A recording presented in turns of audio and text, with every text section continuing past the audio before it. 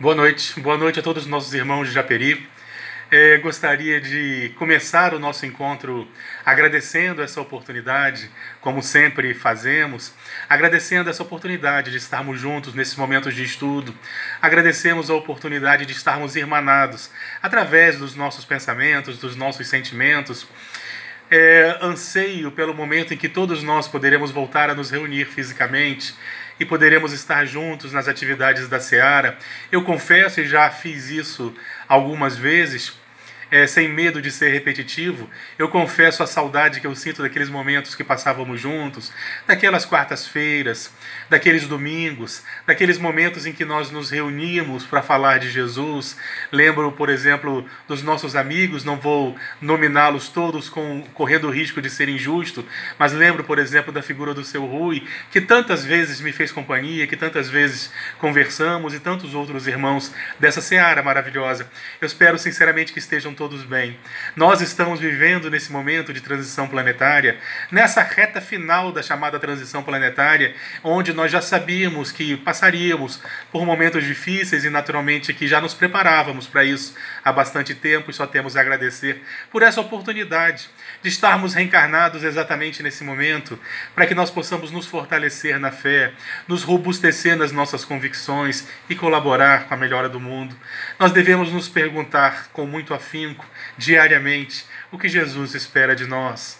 Vamos tentar espalhar a semente da esperança e vamos orar pelo nosso país, pelos nossos irmãos, amigos, familiares, inclusive aqueles que nós não conhecemos, porque sabemos que existem muitas famílias em sofrimento, no mínimo 250 mil famílias em sofrimento, e que essas famílias possam de alguma forma encontrar o conforto, encontrar a consolação, que Jesus possa de alguma forma envolvê-las todas, e nós, conta conosco naturalmente que nós sejamos capazes de levar a mensagem da esperança. Se nós não tivermos condições de levá-la fisicamente, que ela possa então, através das tecnologias, ou mesmo os nossos sentimentos, através das nossas preces, nós possamos colaborar com essas pessoas que tanto sofrem nesse momento desesperador, que a humanidade passe, em especial nós brasileiros, que nós possamos orar para que as pessoas despertem para a realidade da vacina. Nós sabemos que a vacina é a única forma de nós contermos a pandemia nesse momento. Que a vacina possa chegar para que todos nós possamos voltar a viver como nós vivíamos, num sentido mais amplo, naturalmente. Não voltar a ser como nós éramos, mas com certeza seremos muito diferentes, principalmente no que diz a nossa escala de valores. Por exemplo, eu tenho certeza que nós não nos abraçaremos mais como fazíamos, nós nos abraçaremos com mais afeto. Porque eu sinto tanta falta dos abraços, nunca imaginei que abraçar os nossos irmãos fosse algo tão importante na minha vida. Que nós possamos estar juntos nas atividades da Seara, e com certeza nós passaremos a dar outro valor para esses encontros, para esses momentos tão importantes para todos nós. E que nós possamos estar preparados para o trabalho que nos aguarda, que nós possamos iniciar a nossa jornada de transformação, aproveitando essa grande oportunidade que a vida nos está dando, em que nós temos que ficar mais tempo em nossos lares, para que nós possamos meditar, para que nós possamos iniciar aquilo que nos é pedido, ainda dentro dos nossos lares, e principalmente dentro de nós mesmos. Então, eu gostaria de iniciar o nosso estudo, como eu já disse, agradecendo a Jesus por essa oportunidade, agradecendo aos amigos espirituais, agradecendo a Francisco de Assis, patrono da nossa legião, agradecendo por tudo isso que nós estamos vivendo, seres imortais que somos. Sabemos que a vida é apenas uma passagem, e ao final dela, quando nós retornarmos à verdadeira pátria, que nós possamos sentir aquela sensação, como descreveu-nos Chico Xavier, às vésperas do seu desencarne, aquela sensação de que nós estamos retornando ao nosso verdadeiro lar. Após um dia de trabalho no campo, nós somos como se fôssemos lavradores, trabalhadores braçais, que acordamos nas primeiras horas, trabalhamos o dia inteiro e retornamos aos nossos lares, ao findar do dia, na certeza de que aproveitamos a oportunidade, aproveitamos o dia de sol, aproveitamos as sementes da vida, que nós possamos aproveitar a nossa estada terrena, na certeza de que ninguém está aqui a passeio, muito embora seja lícito o descanso, inclusive necessário. mas que nós possamos então, ao final de nossa jornada, olhar para trás, arfar aquele ar maravilhoso de quem logrou ter feito aquilo que lhe era possível. Que nós possamos conseguir, quem sabe, unidos faremos com certeza, possamos nos unir cada dia mais. E nós vamos iniciar então o nosso estudo dessa quarta-feira, lembrando de alguns personagens, lembrando das páginas do Evangelho. As páginas do Evangelho, nós encontramos nas páginas dos Evangelhos, os Evangelhos que são o registro biográfico que nós temos da passagem de Jesus pela terra, as suas lições para a alma, as suas lições imortais, as suas lições que verdadeiramente dignificam a criatura humana no seu sentido holos, no seu sentido todo, que espiritualiza verdadeiramente a criatura humana. Que nós possamos lembrar daqueles personagens, são tantos personagens, são tantas lições, são tantos exemplos maravilhosos, para que nós pudéssemos encontrar nos evangelhos os subsídios que nós necessitamos para nos auxiliar na reforma íntima. Nós lembramos de personagens, por exemplo, como Zaqueu, que vai nos dar exemplo de conversão, que vai ser um personagem, conforme nos relatam os evangelhos,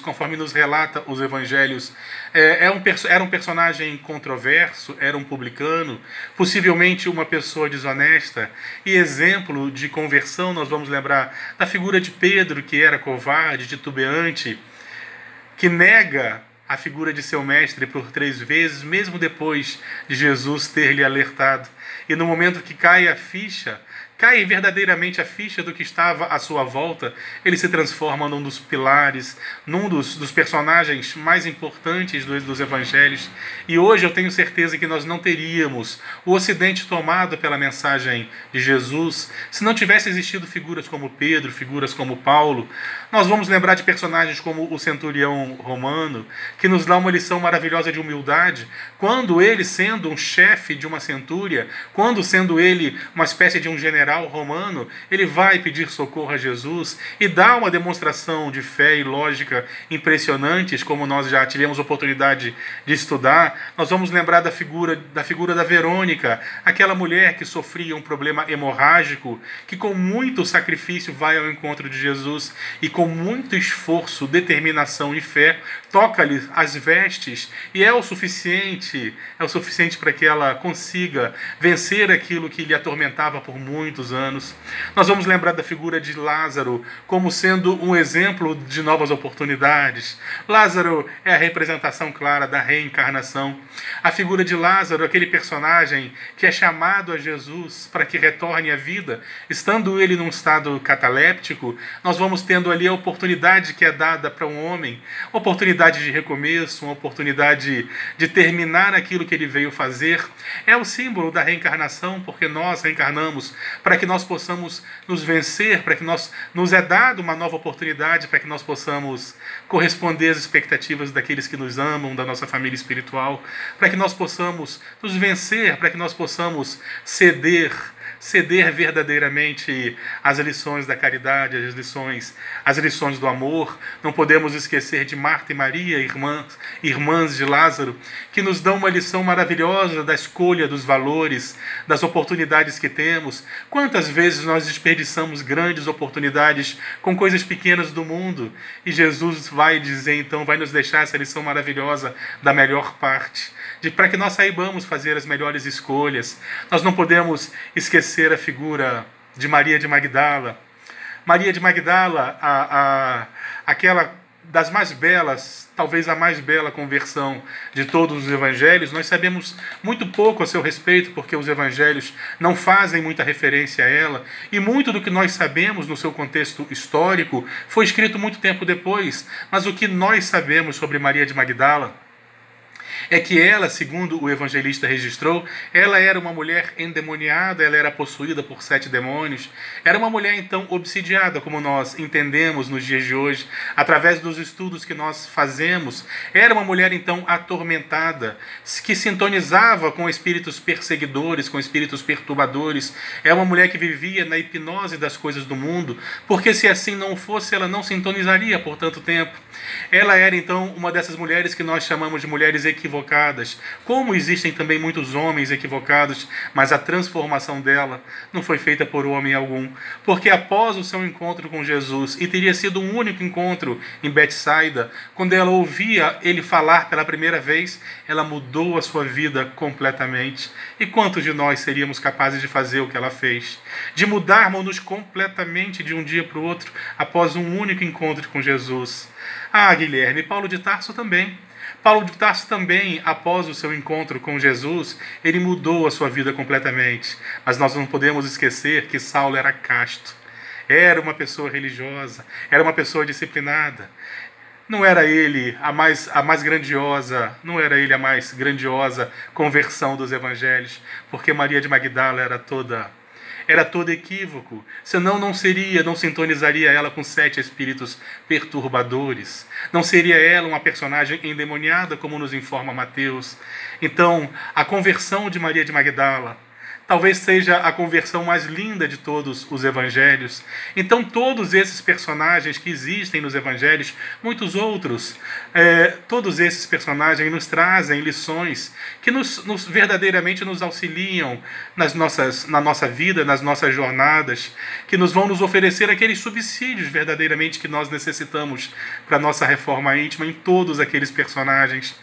Então, meus irmãos, que nós possamos ter no Evangelho de Jesus, que nós possamos ter essa fonte maravilhosa que não apenas nos dessedenta, mas como ensina Jesus. Essa fonte, quando nós bebemos, nós também nos convertemos em fonte viva ou em fonte da vida, passando a distribuir e descedentando aqueles que cruzam nossos caminhos, porque estamos aqui para isso. Uma das formas de nós nos tornarmos melhores, de nós nos fazermos melhores, de nós conseguirmos nos desmaterializar, é servindo naturalmente. Que nós somos espíritas exatamente para isso. Não à toa Kardec definiu, colocou entre os pilares da doutrina espírita o pilar mais importante: fora da caridade não há salvação. Estamos aqui para a caridade.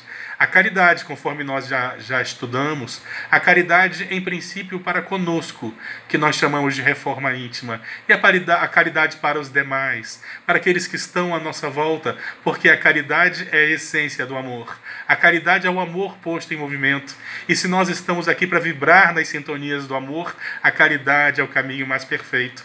Que nós possamos então vibrar nessa sintonia maravilhosa, que sejamos capazes de vencermos-nos, e exatamente como fez Maria de Magdala, que nós sejamos capazes de vencermos-nos transformando-nos essencialmente, que nós possamos ceder ao convite de Jesus, aquele convite carinhoso que Jesus nos faz, estendendo-nos as mãos: vem e me segue. Nós falamos na semana passada sobre a conversão de Levi, a conversão de Mateus, e bastou uma simples frase para que Levi o seguisse. Que Jesus possa então estender-nos essa mão para que nós tenhamos a oportunidade também, a oportunidade desse convite maravilhoso de segui-lo, e segui-lo nada mais é do que vibrar na sintonia do amor. Muitos o seguem, não necessariamente sendo cristãos, alguns nem o conhecem, porque para segui-lo basta amar. Se nós começarmos a considerar que é necessário a figura do Cristo para que nós possamos evoluir, para que nós possamos ascender espiritualmente, nós acabamos de condenar 2/3 da humanidade, porque apenas 1/3 da humanidade toda vem de países essencialmente cristãos. Então nós temos que tomar muito cuidado. Nós não estamos aqui pela figura do Cristo, mas pela sua mensagem. E a sua mensagem é universal, certamente. Então, meus irmãos, a lição do dia é exatamente essa. A lição para que nós possamos, aproveitando esse convite ao banquete do amor, possamos todos nós dulcificarmos-nos e deixarmos-nos levar por essas sugestivas mensagens de ternura que lentamente vão amolecendo o nosso coração tão endurecido. Nós vamos lembrar das dificuldades do mundo, das dificuldades que o mundo nos oferece, em especial nesse momento. Entretanto, nós não podemos esquecer da importância, do quanto é importante as dificuldades que enfrentamos. Nós, às vezes, muito influenciados pela nossa religião ancestral, nós temos por hábito em nossas orações pedir que o mal seja retirado de nossas vidas, pedir que não existam problemas em nossas vidas. Isso é um equívoco muito grande. Tem um ditado popular que diz que mar calmo nunca fez bom marinheiro. E são exatamente as dificuldades que o mundo nos oferece que nos faz progredir, que nos testa, que nos faz melhores, que faz nós subirmos os degraus, aqueles degraus que nós tanto ansiamos por subir. Exatamente são as dificuldades, são as provas do mundo, são as expiações que nos dão essa oportunidade. Ninguém esteve sem elas, nem o próprio Cristo. Nós temos que nos lembrar, por exemplo, que do momento daquele seu caminho ao Gólgota, em que ele já não aguentava mais o madeiro, em que ele já não aguentava mais o peso da cruz, após um dia e uma noite de tortura, nós vamos ver a figura de Simão, um sirineu, sendo constrangido a auxiliá-lo. Simão, um sirineu, era possivelmente um judeu que vivia em Cirene, no norte da África. Eram regiões em que existiam pequenas colônias de judeus, e existia uma em Cirene, no norte da África. E ele havia ido a Jerusalém exatamente para as festas da Páscoa. E ele estava vendo, então, sem saber exatamente o que estava acontecendo, ele via aquele espetáculo sangrento de tortura e ódio. Estavam aquelas pessoas sofrendo exatamente naquele momento o jugo romano, e Jesus estava, então, no caminho da tragédia, no caminho que materializava as paixões humanas, os nossos sentimentos mais doentios. E ele já não aguentava mais com o peso da cruz, quando um soldado romano constrange Simão. Simão era constrangido a carregar a cruz. Os evangelistas vão dizer, inclusive, que Simão era pai de 2 filhos. Ele tinha um filho chamado Rufo e outro filho chamado Alexandre. E mais, que ele havia chegado para a festa da Páscoa vindo direto do trabalho, porque ele havia acabado de sair do campo. Está nos evangelhos, podem consultar. O principal evangelho que nos traz essas informações é o evangelho de Lucas. Então Simão havia sido constrangido a carregar a cruz, e ele vai até o Gólgota carregando a cruz de Jesus. Entretanto, quando ele chega ao final do caminho, ele devolve a cruz a Jesus. Se nem Jesus se livrou dos seus problemas, por que nós iríamos nos livrar dos nossos? Por que os espíritos amigos fariam isso?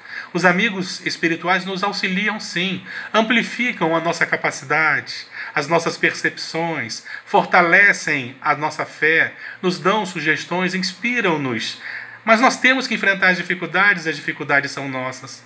Se os amigos espirituais tirassem os problemas de nossas vidas, como evoluiríamos? Seríamos então privilegiados, porque seríamos os únicos no planeta a não passar por dificuldades, e isso não existe. A doutrina espírita não faz ninguém privilegiado. Ela nos fortalece para que nós possamos vencermos-nos e vencermos o mundo. Tem de bom ânimo, eu venci o mundo, ensinava Jesus, mostrando que ele mesmo chegou à categoria espiritual em que se encontra após ter se vencido e vencido os obstáculos que lhes foram oferecidos. Jesus não era um privilegiado, porque não existem privilegiados. Ele não se encontrou na sintonia ou na categoria crística da noite para o dia. Ele se fez assim, então progrediu, subindo todos os degraus como nós também faremos. Então, meus irmãos, nos momentos mais difíceis, que nós possamos encontrar forças para agradecer, por incrível que pareça. Porque os problemas passam. Não existe uma tempestade que dure uma vida inteira. O sol sempre volta a brilhar. Quantas vezes nós, os mais antigos, talvez tenham mais experiência para contar nesse sentido. Quantas vezes nós passamos por problemas que nós achávamos que não conseguiríamos, que não suportaríamos, que eram intransponíveis. E passamos, e hoje a gente fala deles até rindo, mostrando verdadeiramente que o vencemos integralmente.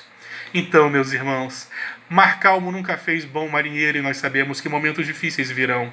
Momentos difíceis virão ao longo da história que é cíclica. Nós observamos quantas vezes isso já aconteceu.